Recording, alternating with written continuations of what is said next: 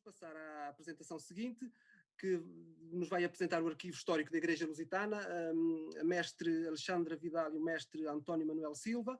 A mestre Alexandra é mestre em Ciências da Informação e Documentação, é arquivista na Igreja Lusitana e na Misericórdia de Barcelos. O mestre António Manuel Silva é doutorando em Arqueologia, é investigador de História do Protestantismo em Portugal e é o coordenador do arquivo histórico da Igreja Lusitana. Tem a palavra. Bem, muito boa tarde a todos os presentes. Queria renovar também as minhas saudações em meu nome e em nome da Igreja Lusitana, aos organizadores desta iniciativa e a todos os presentes. Passo então à nossa apresentação do Arquivo Histórico da Igreja Anglicana.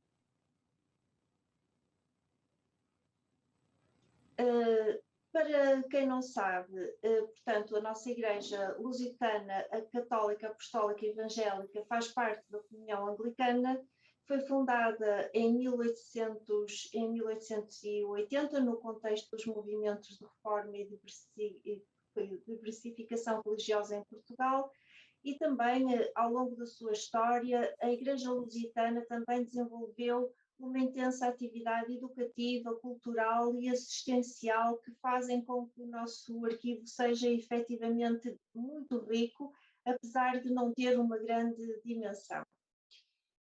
Na atualidade, a Igreja Lusitana constitui uma única diocese, mas está presente também um pouco por todo o país e desde 1980 pertence oficialmente à Comunhão Anglicana, e assim como também a diversas organizações ecuménicas, e foi também uma das igrejas fundadoras do Conselho Português de Igrejas Cristãs, o COPIC.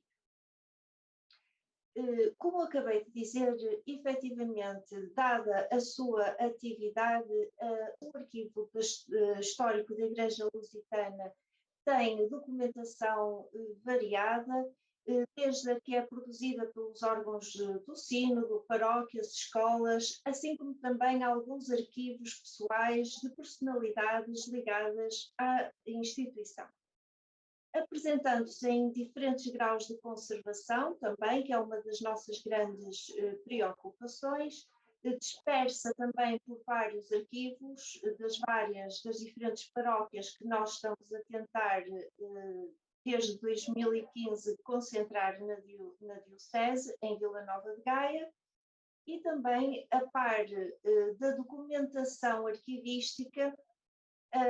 A Igreja Lusitana conserva também uma importante hemeroteca e uma biblioteca histórica com periódicos desde 1876 e uma coleção de livro antigo, o mais antigo remonta também a meados do século XVII.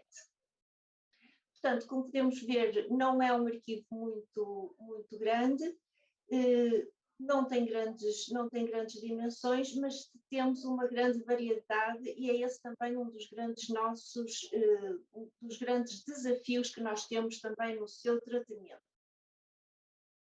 Cuidar do arquivo, sendo uma igreja pequena e com recursos também limitados, só a partir, portanto, da década de 80 foram feitos alguns esforços de inventariação. Na década de 90 ainda tivemos também um trabalho mais de fundo também de algumas paróquias, mas efetivamente foi só a partir de 2014, 2015 que o trabalho tem sido contínuo.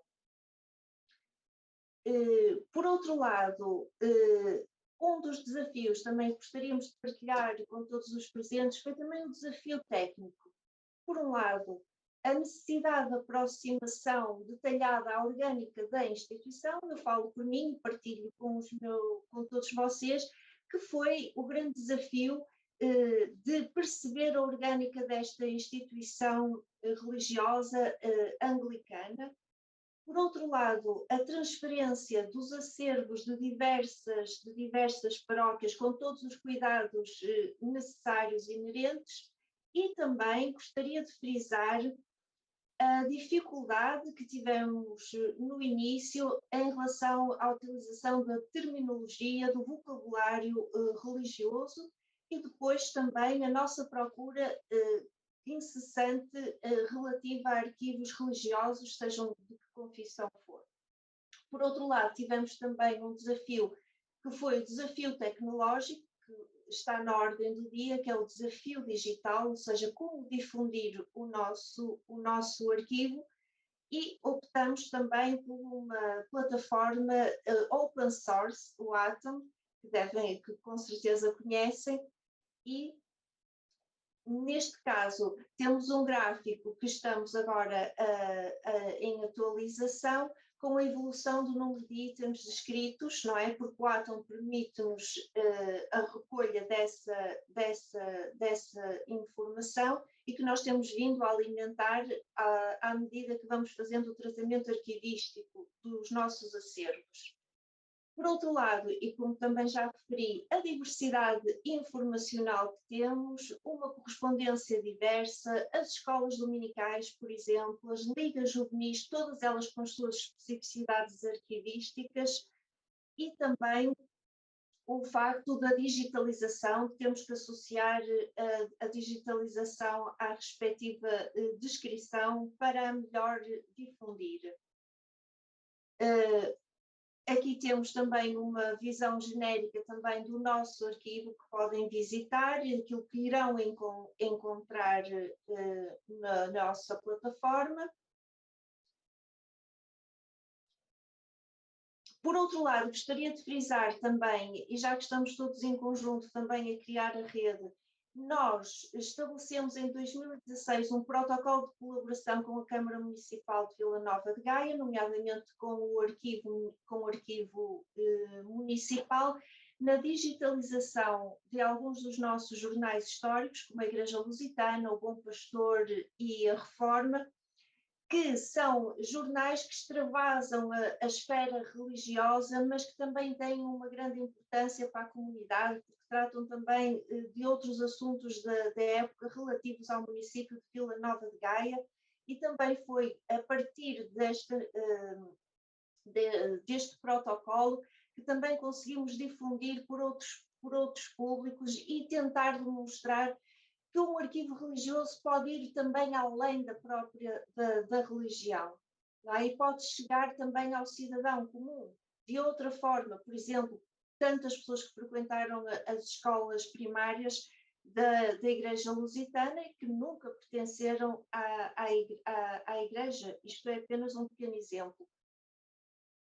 Por outro lado, outro dos nossos grandes esforços foi a nossa integração no Portal Português de Arquivos, no qual nos mantemos até hoje e contamos com o apoio da DGELAB, não só no início, mas também agora na continuidade. Mantemos sempre um contacto também regular para correção às vezes de pequenos erros que surgem, etc., mas que é importantíssimo para nós, até para uma difusão além fronteiras. E agora, se não se importam, passo a palavra para o coordenador do Arquivo Histórico, o Dr. António Silva. E muito obrigada por esta oportunidade. Obrigada a todos. Bem-ajam. Boa tarde. Rapidamente, cumprimento todos, em particular a direção do Centro de Estudos de História Religiosa. Só duas notas finais, portanto, para completar o nosso tempo, em relação à visão mais técnica que a Alexandra nos apresentou. Primeiro, para recordar que esta maior sensibilidade aos arquivos históricos é hoje comum por toda a comunhão anglicana, que é uma rede de igrejas por todo o mundo, em termos de valorização patrimonial, mas também em termos de dificuldades, naturalmente, para alocar meios e recursos que a esta área. Isso nota-se nas igrejas maiores, maioritárias, e, claro, de forma mais particular nas igrejas pequenas, como é a Igreja Lusitana. O segundo aspecto, e pedi a Alexandra que passasse a imagem, por favor, tem que ver, enfim, em termos de visão de futuro, com meia dúzia de apontamentos que nos parecem relevantes. Continuar com o esforço de preservação digital, naturalmente, independentemente do tratamento físico da documentação, a incorporar a documentação e a fazer o seu devido tratamento e descrição arquivísticas, a difusão, portanto, a divulgação deste património de interesse que ultrapassa largamente a esfera religiosa, como foi dito, e, naturalmente, o envolvimento em parcerias e redes de conhecimento de que este projeto, enfim, que nos parece extremamente oportuno e valioso, é um bom exemplo. Por fim, acho que se deve colocar a questão da sustentabilidade. Efetivamente, entendemos que os arquivos das bibliotecas dificilmente serão sustentáveis, enfim, faz parte da própria natureza da instituição, mas quando tratamos de arquivos particulares ou arquivos institucionais de pequena dimensão, é muito difícil, portanto, enfim, os técnicos, os arquivistas, os historiadores têm uma dupla tarefa. Por um lado, convencer muitas vezes, enfim, os órgãos de direção, as lideranças da instituição da importância de investir nestas áreas, e depois a segunda responsabilidade, que é a de inventar, enfim, o mais possível qualquer tipo de apoio, financiamento, de concursos, enfim, que haja para esta área. Portanto, é uma área, enfim, fundamental, porque naturalmente, enfim, como foi dito na comunicação anterior, estes trabalhos têm custos, que exigem, obviamente, um envolvimento profissional. Portanto, obrigado a todos, fica o nosso testemunho para o debate comum.